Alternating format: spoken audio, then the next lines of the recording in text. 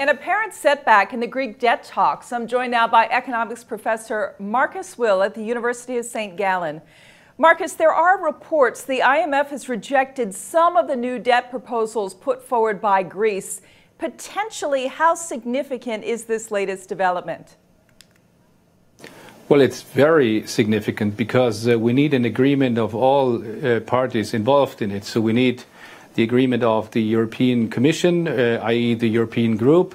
We need the agreement of the ECB. And of course, we need the agreement of the IMF, which in fact is the most important institution at the moment.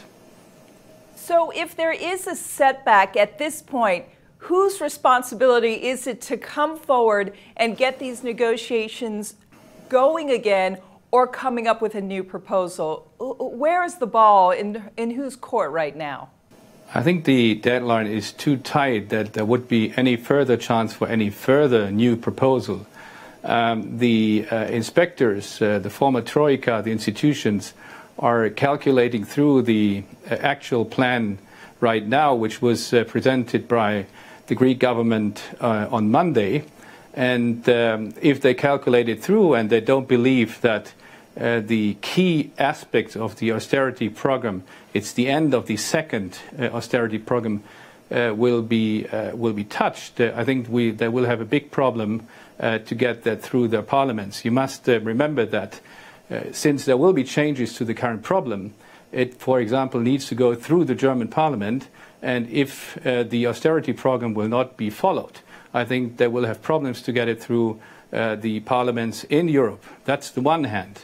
The other hand is obviously that if the austerity program is tight, Mr. Tsipras will have problems to get that through his parliament, because he was elected with the promise to end the suffering situation of the Greek population. So I think the likelihood of a deal is still there. It's probably even higher than 50%, but it's certainly not 100%.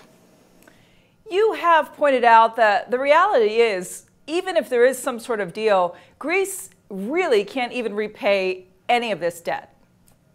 No, I mean, realistically, we are talking about 320 billion euros of debt, which is 180% of GDP.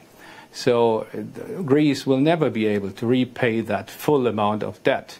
But this is not the issue at the moment. We are talking about the final aspects of the second austerity program, which will then unlock the last 7.2 billion out of this program. Thereafter, the end game is not yet over.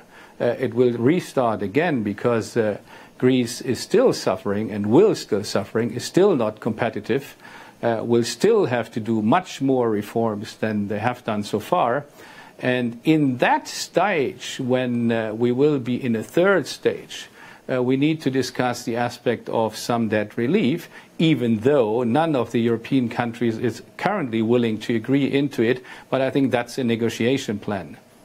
In the end, will this make the European Union stronger or weaker, this whole Greek drama we've been witnessing? Well, that's the question for the one-handed or two-handed economist. On the one hand, if the Eurogroup, the Eurozone and the European Union will stick to its rules, and with that obviously allow some social easing for pensionists and younger people in Greece, they will regain or keep the trust which markets and other political leaders do have into the European Union. On the other hand, if that would make the deal fail, we would at most run into significant political problems in the European Union, because Greece is, in geopolitical terms, a very important country, as being a member of the NATO, and certainly it is a country on the southeast part of Europe. So it is very important to keep Greece in, but on the European side, there got to be a red line which they cannot jump over. Marcus Will at the University of St. Gallen, thank you so much for your thoughts today. I'm Rhonda Schaffler for The Street.